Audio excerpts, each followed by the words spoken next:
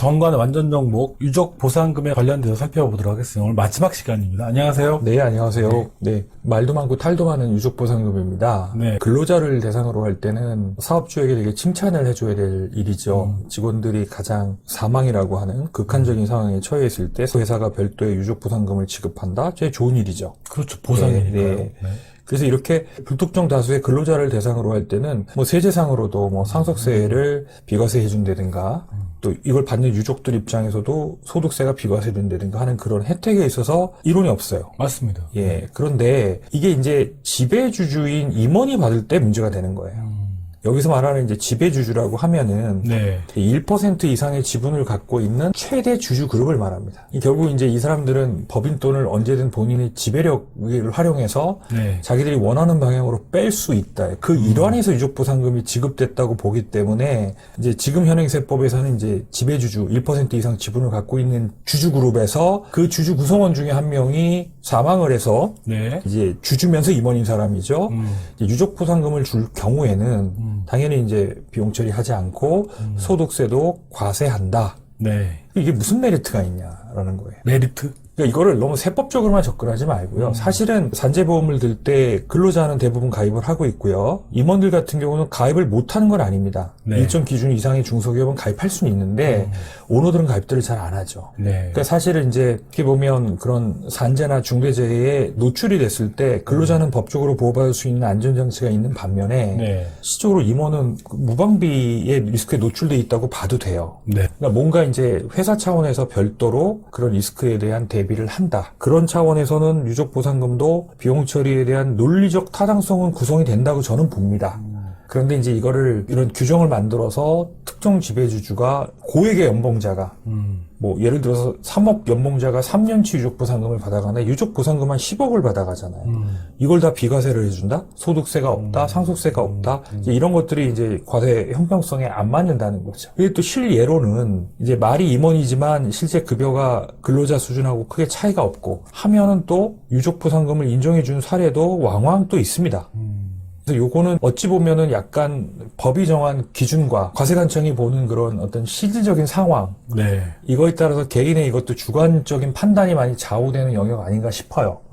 그러면 우리가 보통 이제 통상적인 경우를 어떻게 기준을 정할 거냐 두 가지로 저는 봐요. 하나는 근로자 그 산재보험이나 아니면 근로기준법에서 정하는 유족보상금 기준. 지금 나와 있는 그 기준이 네, 요거 네, 맞습니다. 예. 그러니까 요 정도는 맞다. 근데 문제는 이게 평균 임금이 임원들은 굉장히 높잖아요. 네. 그러니까 근로자가 뭐 연봉이 대기업 몇 개 빼놓고는 1억이 넘는다 이러긴 쉽지 않습니다.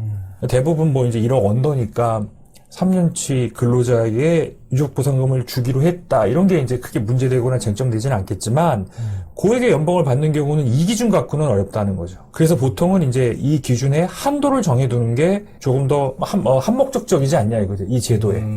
그래서 예를 들어서 하되 지급 한도는 뭐 3억 이하로 한다라든가.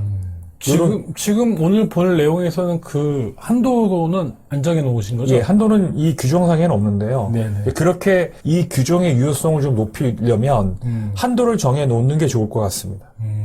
한도를 정해놓지 않으면 일반인들은 받아가기 거의 어려운 거의 불가능한 정도의 금액을 유족보상금으로 받아가면 어쨌든 세법적으로 논쟁이 되면 그게 근로소득이 돼버리거든요. 네. 그럼 이미 벌써 우리가 퇴직금이라는 것 자체가 세 가지 임원들은 세 가지의 성격이 있어요. 가장 중요한 건 임금의 후불 성격이 있고요. 그 다음에 유족보상에 대한 보상금의 성격이 있고요. 생활안정자금 그리고 세 번째가 이제 기여도에 대한 보상이거든요. 근데 이제 이 유족 보상만이 따로 이렇게 떼어진 거예요. 그럼 이제 이 유족 보상에 대한 기준은 어느 정도 이게 근로기준법 적용 대상은 아니지만 근로자 수준의 어느 정도는 부합할 정도의 금액이 사회적 통념 아니냐는. 그래서 그 정도 금액을 책정하면 저는 개인적으로 일단 비과세 신청해 볼 수 있다고 봐요. 넘어가면 비과세가 되는 거고 만약에 이제 그걸 공무원이 시비를 걸면 법에 잣대를 들이대서 지배주주라는 이유로 부인할 수도 있는 개연성이 있죠. 네. 그래서 개인적으로는 이렇게 정하면 요거는 뭐 임원임에도 불구하고 유족보상금으로 비과세를 한번 해볼 만하다. 저는 그렇게 생각합니다. 한도를 정해 놓는 게 좋을 네. 것 같다. 네. 네네. 요거는 규정금은 이제 요게 핵심이니까요. 이 부분만이 가장 논란의 중심에 있는 거라고 볼 수 있습니다. 네. 만약에 이제 유족보상금 같은 경우 이제 본인이 사망을 했기 때문에 이제 민법상 그러면 상속인에게 지급을 해줘야 되잖아요. 네네. 그래서 상속인을 누구누구로 하겠다라는 거를 규정을 좀 정해놓는 게 좋겠죠. 그래서 왜냐면 이제 유족보상금을 회사가 유족이라는 이유로 지급을 하게 되면 유족들 간에는 이제 상속 순위에 따른 분쟁이 있을 수가 있어요. 네. 1순위가 있고 2순위가 있고 3순위가 네. 있고 이렇거든요. 네네. 근데 3순위자가 와가지고 저한테 주세요 해서 회사가 줬어요. 근데 그러면 이제 회사는 유족이라고 생각해서 줬다고 하지만 유족들 간에는 1순위자가 있는데 3순위자가 어떻게 받아가겠어요. 네. 그래서 어느 정도 이렇게 상속 순위에 따라서 지급을 할 수 있게 규정을 만들어 놓는 게 의미가 있을 것 같습니다. 네. 예, 뭐 다른 것들은 한번 읽어보시면 다 그냥 일반적인 선언적인 문구들이라서요. 자, 첨부에 보면 저 같은 경우는 이제 이렇게 임원 호봉표를 만들었습니다. 만든 이유는 크게 두 가지인데요. 하나는 이제 우리 회사 제도가 월급제다.